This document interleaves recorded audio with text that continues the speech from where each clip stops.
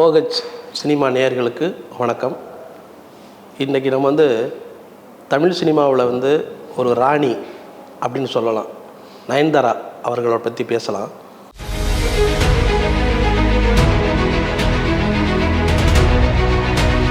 இந்த வீடியோவை உங்களுக்கு வழங்குபவர்கள் பேசஸ் pay, secure digital payments with multiple features and great success rate. Nayanthara சினிமாவுக்கு 20 வருடங்கள் ஆகிவிட்டது. இந்த 20 வருஷத்தில் அவருடைய கடந்து வந்த பாதை அப்படின்னு பார்த்திங்கன்னா, பாலிவுட் சினிமா நாயகிகளுக்கும் நம்முடைய தமிழ் சினிமா நாயகிகளுக்கும் உள்ள வித்தியாசம் என்னென்னா, அங்கே ஒரு பெரும் சினிமா பின்புலம் இருக்கிறவங்க மட்டும் அங்கே வர முடியும். ஆனால் இங்கே யார் வேணாலும் வரலாம். ஆனால் நிலச்சி நிற்கிறது அப்படின்னு பார்த்திங்கன்னா அது ரொம்ப பெரிய சிரமமாக இருக்கும்.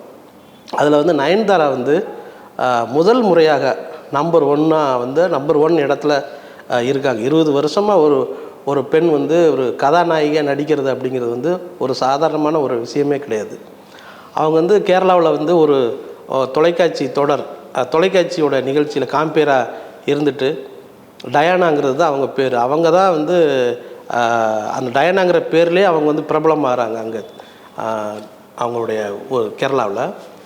அப்புறம் தான் மனசினக்கரையில் மனசினக்கரை படத்தில் நடித்ததுக்கு பிறகு கொஞ்சம் கொஞ்சமாக அவங்களுடைய சினிமாவுடைய கவனம் தமிழ் சினிமாவுக்கு வருது.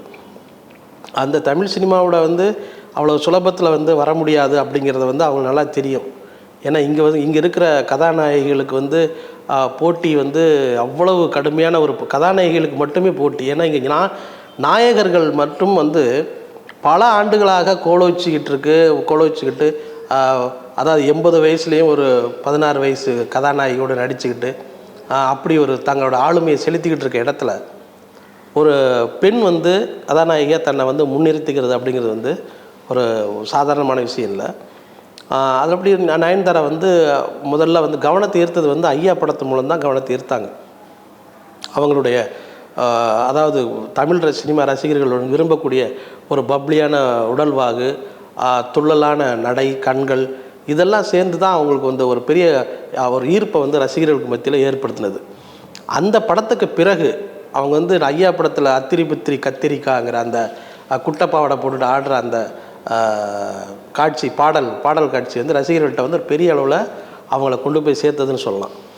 அதுக்கு பிறகு அவங்களா நிறைய வாய்ப்புகளை தேடி போகிறாங்க. வழக்கமாக அவங்களுக்கு ஒரு நாயகிகளுக்கு என்ன இடர்பாடுகள்லாம் வருமோ அது உங்களுக்கு தெரியும், நம்ம சொல்ல வேண்டியதில்லை. அதெல்லாம் அவங்க சந்தித்து கடந்து போகிறாங்க. அதெல்லாம் கடந்து போயிட்டு அவங்களுக்கு ஒரு குறிப்பிட்ட ஒரு இடத்துல படத்துடைய நாயகியாக நடிக்கணும் அப்படிங்கிற ஒரு இந்த அனுபவங்கள்லாம் இருக்குல்ல, அவங்களுடைய பல ஹீரோக்களை கடந்து வந்த அனுபவம் இருக்குல்ல, அந்த அனுபவமே அவங்கள ரொம்ப பக்குவப்படுத்தியிருக்கு, ரொம்ப செம்மைப்படுத்தியிருக்கு. அந்த அந்த அந்த அந்த அந்த அனுபவத்தை தனக்கு பயிற்சியை வச்சுக்கிட்டு தான் அவங்க மெதுவாக ஒவ்வொரு படமாக முன்னேறி வர்றாங்க. அவங்க முன்னேறி வந்த அந்த காலகட்டத்தில் தான் ஒரு தனக்கான கதைகளை தேர்ந்தெடுக்க ஆரம்பிக்கிறாங்க. அந்த கதைகளில் தன்னுடைய அதாவது பெண் கதாபாத்திரத்துக்கு என்னென்ன முக்கியத்துவம் வருமோ அப்படியான ஒரு கதைகளை அவங்க தேர்ந்தெடுக்க ஆரம்பிக்கிறாங்க. நயன்தாரா, அதாவது இன்னும் சொல்லப்போனால் ரஜினியோட படத்தில் சந்திரமுகியில் ஹீரோக்களோட சேர்ந்து நடிக்கிற அந்த சந்திரமுகி படத்தோடைய ஹீரோக்களை சேர்ந்து நடிக்கிற அந்த தன்மையை விட்டு விலகி, அதாவது கதாநாயகியை பிரதானப்படுத்துகிற கதைகளை தேர்ந்தெடுத்து நடிக்க ஆரம்பிச்சிட்டாங்க. அவங்க நடிக்க வந்ததுக்கு பிறகு தனக்கு அதாவது ஹீரோ வச்சு சேர்ந்து நடித்தாலும் அவங்களுக்கு முக்கியத்துவம் இருக்கிற மாதிரியான காட்சி அமைப்புகள் தான் இருக்கிற மாதிரி தான் அவங்க டைரக்டர்கள் கதையை சொல்ல ஆரம்பிக்கிறாங்க. காரணம் என்னென்னா, ஏதோ ஒரு விஷயத்தை நயன்தாரா தனக்கான கதை, இந்த கதையில் நடிக்க மாட்டேன்னு சொல்லிடக்கூடாது அப்படிங்கிறதுக்காக ஹீரோக்கள் இருந்தாலும் அவங்களுக்கு சமமான ஒரு காட்சி அமைப்புகளும் கதையோட அழுத்தமும் இருக்கிற மாதிரி தங்களோட கதைகளை சொல்ல ஆரம்பிக்கிறாங்க. இப்படியே சொல்ல ஆரம்பித்த அந்த கதை எங்கே போய் நிற்குது அப்படின்னா, ஹீரோக்களை மெதுவாக தள்ளி வச்சு இவங்களை பிரதானப்படுத்துகிற இடத்துக்கு வந்துருச்சு. அப்போ அவங்களே என்ன பண்ணுறாங்க, இந்த மாதிரி கதையில் கொண்டு வாங்க, நானே நடிக்கிறேன் அப்படின்னு சொல்ல ஆரம்பிச்சிட்டாங்க. இப்போ அப்படி தான் வந்து ராஜா ராணி, இன்னும் சில படங்கள், அறம், இந்த மாதிரியான படங்கள்லாம் வர ஆரம்பிக்குது. ஆனாலும் இவ்வளோ பெரிய இடத்துக்கு வந்ததுக்கு பிறகும் நயன்தாரா அவர்கள் வந்து தனக்கான அந்த அடிப்படை விஷயத்தை வந்து இழக்காமல் தான் எங்கேருந்து வந்தோம் அப்படிங்கிறத நினச்சிக்கிட்டு அவங்க என்ன பண்ணுறாங்கன்னா, தனக்கு நெருக்கமானவங்களுக்கு நிறைய உதவிகள் செய்கிறாங்க, நிறைய உதவி செய்கிறாங்க. அதில் குறிப்பாக சொல்லணும்னா, அவங்க ஒரு படத்தில் வந்து கும்பகோணத்துக்கு வந்து படப்பிடிப்பு போயிருக்காங்க. அங்கே ஷூட்டிங் நடக்கிற இடத்துல அங்கே உள்ள அவங்களுக்கு உதவி செய்கிற அந்த ஊரை தெரிஞ்ச ஒரு பையனை வந்து அவங்களுக்கு ஒரு உதவியாக வைக்கிறாங்க. அவன் ஏதாவது வேணும்னா வாங்கிட்டு வர்றதுக்கு, ஏதாவது அந்த பையனை பேச்சு துணைக்கு வச்சுக்கிறதுக்கு மாதிரி ஒரு சின்ன பையனை வச்சுருக்காங்க. அவங்க முழுக்க அது வந்து பாஸ் என்ற பாஸ்கரன் படப்பிடிப்புன்னு நினைக்கிறேன். அங்கே வந்து அவங்க அந்த பையனை வந்து வச்சுக்கிட்டு அவங்க கூடவே சுற்றிக்கிட்டு இருக்கான். அவன் பேக் எடுத்து வச்சுக்கிறது, இந்த மாதிரியான வேலைகளை செஞ்சுட்டு இருக்கான். அவங்க 2 பேருக்கும் ஒரு பெரிய அன்பு அட்டாச்மெண்ட் வருது. அந்த பையன், குட்டி பையன் இல்லைன்னா இவங்க அங்கே ஷூட்டிங் ஸ்பாட்டுக்கு போனோன்னா அவனை தேடுவாங்க. இந்த மாதிரியான வந்தோடனே அவங்க ஒரு கட்டத்தில் வந்து அந்த பையன் ஆளை காணோம், எங்கே போயிட்டான் என்னன்னு விசாரிக்கிறாங்க. அப்போ தான் தெரிஞ்சது படப்பிடிப்பில் முடிஞ்சிருச்சு. அந்த பையன் எங்கே பாதியிலே போயிட்டானே எங்கேன்னு கேட்டு விசாரிச்சோன்னே இந்த மாதிரி அவங்க அப்பாவுக்கு வந்து ஆப்ரேஷன், அதனால் போயிட்டான் அப்படின்னு சொன்னோன்னே தனக்கு நெருக்கமான ஆட்களை வச்சு அவனை விசாரிக்க சொல்கிறாங்க. இந்த மாதிரி அவங்க எங்கே இருக்காங்க, என்ன பண்ணுறாங்க அந்த பையன் அப்படின்னு சொல்லி விசாரிக்கிறாங்க. விசாரித்த உடனே அந்த மாதிரி தகவல் தெரியுது, இந்த மாதிரி ஆப்ரேஷனுக்காக தான் இருக்காங்க அப்படின்னு சொன்னோன்னே உடனே அவங்க ஃபோன் பண்ணி அந்த பையனுக்கு என்ன உதவி வேணுங்கிறத ஒரு பெரிய தொகையை வந்து தனக்கு தெரிஞ்சவங்க மூலமாக கொடுத்து அனுப்பி அவருக்கு அந்த சின்ன பையனுக்கு ஹெல்ப் பண்ணியிருக்காங்க. இந்த மாதிரி இவ்வளோ உயரத்துக்கு வந்ததுக்கு பிறகும் தன்னுடைய அந்த குடும்ப பாங்கான ஒரு சிந்தனையை வந்து விடாமல் தனக்கு நெருக்கமானவங்களுக்கு உதவி பண்ணிகிட்டு இருக்காங்க. அதே மாதிரி அறம் படத்து இயக்குனர் கோபி நயினார் அவர்கள் வந்து அவருடைய கதை தான் வந்து கத்தி கதை அப்படிங்கன்னு சொல்லி அது எல்லாருக்கும் அது ஒரு பெரிய சர்ச்சையாக கூட ஆச்சு.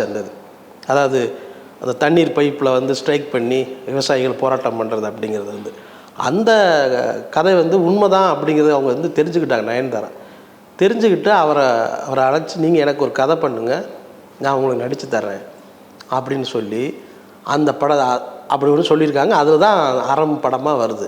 அறம் படமும் பெரிய பெரிய ஹிட் ஆயிடுச்சு இந்த படம். இதில் வந்து நயன்தாரா வந்து பெரிய கதாநாயகர்கள் கூட நடிக்கிறத தவிர்க்கிறாங்க. அதாவது மூத்த வயதான கதாநாயகர்கள் நடிக்கக்கூடாது அப்படி ஒரு முடிவுக்கு வர்றாங்க. ஆனாலும் ராமராஜ்யம் என்கிற படத்தில் வந்து பாலகிருஷ்ணா வந்து தனக்கு எப்படியா நயன்தாராவை தான் சீதையாக வந்து நடிக்க வைக்கணும் அப்படிங்கிறத உறுதியாக இருக்கார். இவங்க எதிர்த்து போராடி பார்க்குறாங்க, ஆனால் முடியலை. வேறு வழி இல்லாமல் அந்த படத்தில் நடிக்கிறாங்க. நடித்த பிறகு அவங்களுக்கு தெலுங்கு மார்க்கெட்டில் வந்து நயன்தாரா வந்து ஒரு பெரிய ஒரு ஆர்டிஸ்ட்டாக பார்க்க ஆரம்பிச்சிட்டாங்க. எப்படி வந்து என்டி ராமராவுக்கு வந்து தேவுடுன்னு சொல்கிறாங்க, அந்த கடவுளாக பார்க்குற அந்த தன்மை இருக்குல்ல, அது மாதிரி நயன்தாரா வந்து சீதையாகவே பார்க்குற மாதிரியான ஒரு ரசிகர்கள் மத்தியில் ஒரு பிரபலத்தை வந்து அடைகிறாங்க நயன்தாரா. அதுக்கு பிறகு இங்கே வர்ற படங்களுக்கு வந்து தமிழ் படங்களில் வந்து தனக்கான ஒரு இடத்த வந்து பிடிச்சி அவங்க என்ன பண்ணுறாங்க, தன்னுடைய சினிமா மட்டுமே தனக்கு வந்து கை கொடுக்காது, அதை நம்ம வந்து பார்த்துக்க ஒரு தொழிலாக வச்சுக்கணும் அப்படிங்கிறதுக்கு முடிவு பண்ணி அவங்க வந்து ஒரு கதை கேட்குறதுக்காக, ஒரு முக்கியமான ஒரு கதை அந்த கதையை கேட்குறதுக்காக விக்னேஷ் இவனை வந்து தன்னுடைய இன்றைக்கி இருக்கக்கூடிய எக்ஸ்பிரஸ் எஸ்டேட் அப்படிங்கிற அந்த இடத்துல வந்து தினமணி ஆஃபீஸ் இருந்த இடம், அது முன்னாடி இருந்தது, அங்கே வந்து உள்ள இடத்துக்கு வந்து வர சொல்கிறாங்க. அப்போ தான் வந்து அவங்களுக்கு அந்த சந்திப்பு நடக்குது. அதாவது நானும் ரவுடி தாங்கிற படத்தில் வந்து ஒரு கதை கேட்குறதுக்காக அங்கே போகிறாரு. அந்த நேரத்தில் தான் வந்து அவங்களுக்குள்ள ஒரு நட்பு ஏற்படுது. அந்த நட்பு தான் காதலாக மாதிரி தனக்கு பாதுகாப்பும் தனக்குள்ள நம்பிக்கையும் இவர் தான் இருப்பார் அப்படிங்கிறத அவங்க நயன்தாராவுக்கு தெரிஞ்சு அதை அவர்கிட்ட சொல்கிறாங்க. அவரும் அதை ஏற்றுக்கிறாரு. ஏற்றுக்கிட்டதுக்கப்புறம் அந்த படமும் வந்து இவங்க வாழ்க்கை மாதிரி மிகப்பெரிய வெற்றி அடையுது. நானும் ரவுடி தான்ங்கிற படம் வந்து மிகப்பெரிய வெற்றி அடையுது. அந்த படப்பிடிப்பு நேரத்தில் தன்னோட காதலை எப்படி சொல்கிறாங்கன்னா, விஜய் சேதுபதி வந்து ஒரு கட்டத்தில் வந்து ஏதோ நெருக்கமாக நடிக்கிற மாதிரி ஒரு காட்சியை வந்து விஜய் சேதுபதி கிட்ட வந்து சொல்கிறாரு. ஆனால் நயன்தாரா அதை மறுக்கிறாங்க. விக்னேஷ் சிவன் தான் சொல்கிறாரு, நயன்தாரா அதை மறுக்கிறாங்க. அவனுக்கு இன்னும் புரியலையா அப்படின்னு சொல்லிட்டு போயிட்டாங்க. இதுதான் அவங்களுக்குள்ள ஒரு அன்பை வந்து முதல்ல விதைச்ச இடம். அதுதான். அதுக்கப்புறம் தான் வந்து இதை வந்து வெளிப்படையாக வெளியிலே சொல்லிட்டாங்க. அவங்க இப்போ திருமணம் முடிஞ்சதுக்கப்புறம் அதை வந்து சொல்கிறாங்க. ஆனால் அவங்க தொடர்ந்து வந்து ஒரு கதாநாயகன் வந்து ஒரு ஹீரோக்கள் வந்து எப்படி ரெஸ்ட் எடுக்க போவாங்களோ அது மாதிரியான உலகம் முழுக்க சுற்றுறாங்க. காதலர்களாகவே உலகம் முழுக்கவே சுற்றுறாங்க. பவனி வர்றாங்கன்னு சொல்லலாம். அவங்க வந்து தான் நினச்ச இடத்துக்கு போகிறாங்க, நினச்ச உலகத்தில் இருக்காங்க, நினச்ச நாட்டில் வந்து கப்பலில் போகிறாங்க, நினச்ச நாட்டில் பைக்கில் போகிறாங்க. இப்படியான ஒரு ஹீரோ என்னென்னலாம் பண்ணுவாரோ அது மாதிரி ஒரு பெண் வந்து அவங்க மனதில் என்னென்னா ஒரு திரைப்பட விழாவுக்கு வந்திருக்க போது அவங்க மேடையில் இருக்கும்போது ஒரு எப்போவுமே பெண்களை வந்து பின்னாடி தான் உட்கார வைக்கிற பழக்கம் வந்து தமிழ் சினிமாவில் இருக்குது. கதாநாயகிகளை பின்னாடி உட்கார வைப்பாங்க. ஆண்கள் கதாநாயகர்கள், இயக்குநர்கள், தயாரிப்பாளர்கள் இவங்க தான் முன் வரிசையில் உட்காந்துருப்பாங்க. அதை வந்து அந்த நயன்தாரா வந்து ஒரு இடத்துல பார்த்துட்டாங்க. இனிமேல் நம்ம சினிமா விழாவில் கலந்துக்கக்கூடாது அப்படிங்கிறது, நம்ம தனித்தன்மையோடு இருக்கணும் அப்படிங்கிற முடிவு பண்ணி அவங்க வந்து தன்னை வந்து வேறு மாதிரி வடிவமைச்சுக்கிட்டாங்க. நான் இனிமேல் சினிமா விழாவில் கலந்துக்க மாட்டேன் அப்படின்னு. அது மாதிரி அவங்க வந்து தனியாக தங்களுக்கு வேண்டிய உலகம் முழுக்க சுற்றி வரக்கூடிய அந்த அது வந்து எப்படி ஏற்பட்டது அப்படின்னா ஆணாதிக்கத்துடைய என்ன சொல்கிறது, அது எதிர்ப்பு தான். அது நான் அப்படி தான் அதை பார்க்குறேன். ஏன்னா அது உண்மையும் அதுதான். ஒரு பெண் வந்து தன்னோட காதலோட நினச்ச இடத்துக்குலாம் போய் சுற்றி வர்றது அப்படிங்கிறது வந்து நான் இப்படி தான் இருப்பேன், நீங்கள் இப்படி இருக்கீங்க பாருங்கள் அப்படின்னு சொல்லி காமிக்கிறது, அதுதான் உண்மை. அப்படி வந்து உலகம் முழுக்க சுற்றுறாங்க. அவங்களுடைய நீங்கள் விக்னேஷ் சிவனுடைய ஒரு பெரிய ஆதரவு வந்து என்ன பண்ணுது அப்படின்னா அவங்கள வந்து வேறு தொழில்களில் ஈடுபடுறதுக்கான ஒரு எண்ணத்தை ஏற்படுத்துது. துபாயில் வந்து லிப்ஸ்டிக்கு ஒரு நிறுவனம் அதை வந்து தொடங்குறாங்க. அங்கே வந்து பெரிய அளவில் கொடி கட்டி பறந்துட்டுருக்கு இப்போவும் அந்த நிறுவனம் வந்து. அதே மாதிரி காஸ்மெட்டிக் நிறுவனத்தை தொடங்குறாங்க. ஃபெமினா அப்படிங்கிற ஒரு அழகு சாதன நிறுவனத்தை தொடங்கி அதையும் நடத்திட்டு வர்றாங்க. அப்புறம் வந்து இது எல்லாமே எப்படி ஆகுதுன்னா, இது வரைக்கும் தமிழ் சினிமாவில் எந்த நடிகைக்கும் கிடைக்காத ஒரு மிகப்பெரிய ஒரு அந்தஸ்தை வந்து அவங்களா கிரியேட் பண்ணி வச்சுக்கிடுறாங்க. நீங்கள் நயன்தாராவுடைய திருமணம் வந்து ஏற்படுத்தின ஒரு தாக்கம் மாதிரி தமிழ் சினிமாவில் இது வரைக்கும் எந்த கதாநாயகிகளுக்கும் ஏற்படுத்தினது கிடையாது. முதல்ல சொல்லணும்னா மும்பையில் இருக்க பாலிவுட் நட்சத்திரங்களுக்கு மட்டும்தான் ஒரு மிகப்பெரிய இந்த மாதிரியான ஒரு விமர்சனையான திருமணம். அது இன்னும் சொன்னப்போ பத்திரிக்கையை வச்சுட்டு நீங்கள் வர வேண்டாம்னு சொல்கிற அளவுக்கு அந்த திருமணம் வந்து பிரபலமாக பேசப்பட்டதுலாம் பார்த்துக்குங்க. அது இன்விடேஷன் வைப்பாங்க, நீங்கள் வர வேண்டாம் இங்கேருந்து வாழ்த்துங்க அப்படிங்கிற மாதிரி அவங்க சொல்லக்கூடிய சூழ்நிலைக்கு அவங்க வந்திருக்காங்க. அது இன்னும் சொன்னால் நெட்ஃப்ளிக்ஸ்லாம் வாங்கி அதை வந்து பதிவு பண்ணி அதை பெரிய அளவில் அதை கொண்டாட்டமாக மாற்றிட்டு அதை இன்னும் சொன்னால் அவங்களுடைய திருமணத்துக்கு பிறகு தான் அவங்க வந்து அதிகமாக பேசப்பட்டுருக்காங்க. நீன்னு சொன்னால் திருமணம் முடிஞ்ச பிறகு எப்படி ஒரு கதாநாயகியை இந்த சினிமா உலகம் வெறுத்து ஒதுக்கியுமோ கல்யாணம் ஆயிடுச்சு இனிமேல் அவங்க நடிக்க மாட்டாங்க அப்படின்னு சொல்கிறாங்களோ, ஆனால் நயன்தாரா விஷயத்தில் அப்படியே உள்டாவாக மாறி அவங்க இன்னும் நடிச்சிட்ருக்காங்க, இன்னும் அதிகமாக பேசப்படுறாங்க.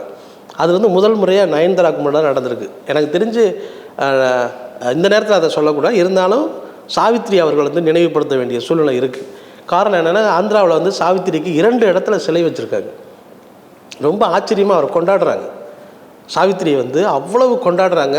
இன்றைக்கும் அவங்க சிலை வச்சுருக்க இடத்துல வந்து பார்த்திங்கன்னா புது மாலைகள் தினமும் ஒரு ஆள் வந்து போட்டுகிட்டே இருக்கார் சாவித்திரிக்கு வந்து. அந்த அளவுக்கு சாவித்திரி மக்களை தாக்கத்தில் ஏற்படுத்தினார். நயன்தாரா என்ன பண்ணுறாங்க, ரசிகர்களை விட்டு விலகி நின்று நான் இப்படி இருக்கேன் பாருங்கன்னு சொல்லி பெண்களுக்கு வந்து ஒரு பெரிய நம்பிக்கையை ஏற்படுத்துகிறாங்க. அதுதான் பெரிய ஆச்சரியம். நீங்கள் யாரும் வந்து இந்த மாதிரி முடங்கி போயிடாதீங்க, எனக்கு சினிமாவில் ஆண்களால் ஏற்பட்ட அவமானம் மட்டும்தான் என்னை இந்த இடத்துல உயர்த்தி காட்டியிருக்கு அப்படிங்கிறத வந்து வெளிப்படையாகவே ஒத்துக்கிறாங்க, சொல்கிறாங்க. ஒரு பெரிய ஹீரோ வந்து என்னை வந்து தப்பாக பார்த்தாரு அப்படின்னு சொல்கிறாங்க. இன்னும் அவங்க ஒரு வீடியோவில் சொல்கிறாங்க, நான் எப்போவுமே இந்த மாதிரி இப்படி படுக்க மாட்டேன், ஏன்னா அதுதான் வந்து ஆண்களுக்கு வந்து சீக்கிரமாக அவங்க வந்து நம்மளோட இணையிற வாய்ப்பை ஏற்படுத்தி கொடுத்துரும் அப்படின்லாம் பேசுகிறாங்க.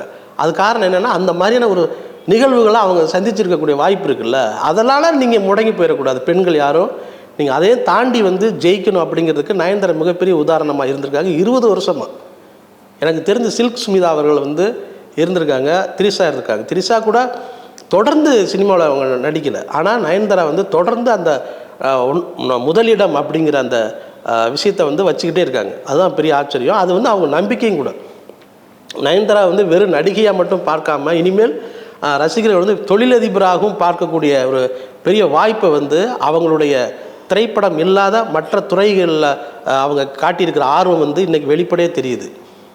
அவங்க வந்து ஒரு இடத்துக்கு போகிறாங்க அப்படின்னா அவ்வளவு கூட்டம், அவ்வளவு வரவேற்பு, அவ்வளவு எதிர்பார்ப்பு எல்லாம் அந்த பெண்மைக்குன்னே அவர் சொல்லலாம், தாராளமாக சொல்லலாம். பெண்மைக்குன்னே ஒரு பெரிய ஒரு பெருமைன்னு சொல்லலாம் நயன்தாராவை. இது வந்து அதிகப்படியாக இருக்கும். இதுக்கு முன்னாடிலாம் நடிகைகள்லாம் இருந்தது இல்லையா, பத்மினி இருந்ததெல்லாம் எல்லாம் இருந்தாங்க. ஆனால் அங்கே ஆணாதிக்கம் தான் மேலோங்கி இருந்தது. அதையும் தாண்டி இன்றைக்கி வந்து இவ்வளவு விஷுவல் மீடியா வளர்ந்துருக்க காலத்தில் வந்து நயன்தாரா வந்து தன்னை முன்னிலைப்படுத்தியிருக்காங்க, தன்னுடைய திறமையை முன்னிலைப்படுத்தி தான் அவங்க வந்து வெளியில் வந்திருக்காங்க. அவங்க சந்திக்காத வந்து அவமானம் கிடையாது, அவங்க சந்திக்காத வந்து துரோகம் கிடையாது, அவங்க சந்திக்காத ஏமாற்றம் கிடையாது. இப்போது வந்து நயன்தாராவை கதை சொல்ல போனீங்கன்னா நயன்தாராவோட போர்ஷன் மட்டும் சொல்ல மாட்டாங்க. நயன்தாராவுக்கு நீங்கள் இந்த மாதிரி டயலாக் பேசுனீங்க, அந்த ஹீரோ இப்படி பேசுவார், ஹீரோ அங்கேருந்து வருவார், என்ட்ரி கொடுப்பாரு, இப்படியெல்லாம் சொல்லக்கூடிய கட்டாயத்தை வந்து நயன்தாராவுடைய வளர்ச்சி ஏற்படுத்தினது அப்படிங்கிறத தான் சொல்லலாம். அதை வந்து இன்றைக்கி வந்து அவங்க ஒரு இடத்துல பேசுகிறாங்க. நான் வந்து என்னுடைய அதாவது எப்போவுமே சொல்கிறது என்னென்னா, ஒவ்வொரு ஆணோட வெற்றிக்கும் ஒரு பெண் இருப்பாங்க அப்படிங்கிறது. என்னுடைய வெற்றிக்கு பின்னால் ஒரு ஆண் இருக்கார், என்னோடய விக்னேஷ் சிவன் இருக்கார் அப்படின்னு அவங்க பேசுனது வந்து பெண்களுக்கு ஒரு நம்பிக்கை கொடுக்கறது. பெண்களை மட்டுமே நீங்கள் முன்னிலைப்படுத்தாதீங்க, ஆண்களுக்கு ஒரு மரியாதை கொடுங்க அப்படின்னு சொல்லிட்டு ஆண்கள் உலகத்துக்கும் சேர்த்து வந்து நயன்தாரா பேசியிருக்காங்க அப்படின்னு தான் நம்ம பார்க்கணும். இன்னும் நயன்தாரா கடந்து செல்ல வேண்டிய பாதை வந்து ரொம்ப அதிகமாகவும் இருக்குது, அவருக்கு சவாலும் இருக்குது அப்படிங்கிறது தான் உண்மை. திரைப்படம் சாராத ஒரு தொழில் அதிபராக அவரை காட்டியிருக்கிற இந்த நேரத்துலையும் இன்னும் அவர் மிகப்பெரிய தயாரிப்பாளராகவும் தன்னை வந்து காமிச்சிருக்காரு. அதனால் வந்து பெண்களுக்கு வந்து திரைப்படத்தில் வந்து என்ன பெண்களை அடிமைப்படுத்துவாங்க அப்படி இப்படிலாம் சொல்லிட்டு இருக்கா. இனிமேலும் அந்த வசனத்தெல்லாம் பேச வேண்டிய அவசியமே கிடையாது. அதுக்கு வந்து நயன்தாரா தான் பெரிய உதாரணம். நான் சினிமாவில் இருக்க பெண்களுக்கு மட்டும் இல்லை, பொது வாழ்க்கையில் அல்லது வந்து திரைப்படத்தை பார்க்கக்கூடிய பெண்களுக்கும் நயன்தாரா வந்து ஒரு நம்பிக்கை நட்சத்திரமாக தான் இருப்பாருன்னு நம்ம நம்பலாம். வணக்கம். இந்த வீடியோ உங்களுக்கு பிடிச்சிருந்தா லைக் பண்ணுங்க, ஷேர் பண்ணுங்க, கமெண்ட் பண்ணுங்க. மறக்காம OH சினிமா சேனலுக்கு சப்ஸ்கிரைப் பண்ணுங்க.